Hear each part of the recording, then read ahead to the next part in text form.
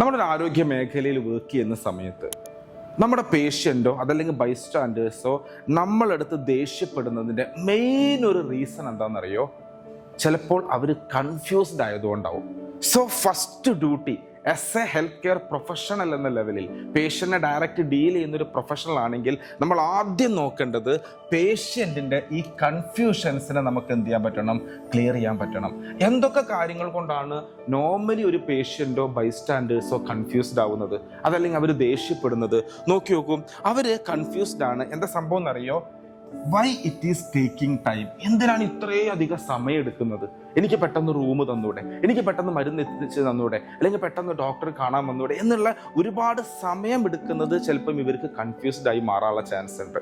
അതുപോലെ തന്നെ നോക്കും, why nobody is telling anything. ഞാൻ എത്ര നേരമായി ഇവിടെ അഡ്മിറ്റ് ആയിട്ട്, അതല്ലെങ്കിൽ എത്ര നേരമായി ഞാൻ ഒ പിയിൽ വന്നിരിക്കുന്നു, എന്തുകൊണ്ടാണ് ആരും എൻ്റെ അടുത്ത് ഒന്ന് സംസാരിക്കാത്തത്, അല്ലെങ്കിൽ ആരും എൻ്റെ അടുത്ത് വന്ന് ചോദിക്കാത്തത്? എന്താണ്? ഒരു നെഗ്ലജൻസ്, എന്നെ അവഗണിക്കുകയാണോ അല്ലെങ്കിൽ എന്നെ അവോയ്ഡ് ചെയ്യുകയാണോ എന്നുള്ളൊരു തോന്നൽ അവർക്ക് വരും. കാരണം why nobody is telling anything, നമ്മളൊന്നും പറയാത്തപ്പോൾ. അതേപോലെ തന്നെയാണ് എന്താണ് ഇനി സംഭവിക്കാൻ പോകുന്നത്? നാളെ ചിലപ്പോൾ സർജറിക്ക് പോസ്റ്റ് ചെയ്തൊരു പേഷ്യൻ്റ് ആണ്.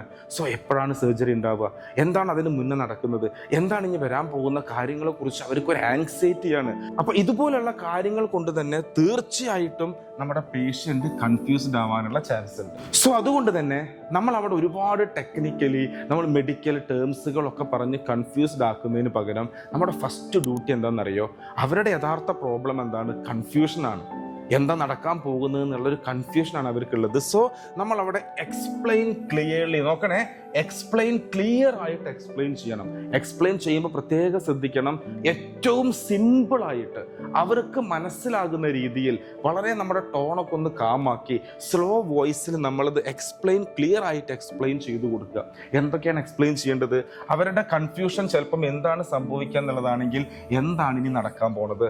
സാർ, നാളെ 6 മണിക്കാണ് സാറിൻ്റെ സർജറി നടക്കാൻ പോണത്, ടെൻഷനൊന്നും അടിക്കണ്ട കേട്ടോ, അതിനുള്ള എല്ലാവിധ കാര്യങ്ങളും ഞങ്ങൾ ഇവിടെ നോക്കുന്നുണ്ട്, ഞങ്ങൾ ചെയ്യുന്നുണ്ട്. അത് ബൈസ്റ്റാൻഡേഴ്സിനോട് പറയുമ്പോൾ അവരുടെ കൺഫ്യൂഷൻ മാറുകയാണ്. അതുപോലെ തന്നെ അവരുടെ അടുത്ത് പറയാണ്, വൈ ദർ ഈസ് ഡിലേ.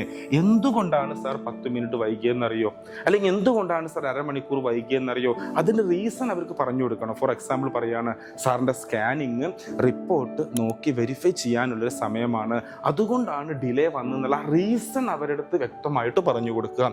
അതേപോലെ തന്നെ എന്താണ് യഥാർത്ഥത്തിൽ അടുത്ത സ്റ്റെപ്പ് നടക്കാൻ പോകുന്നത്?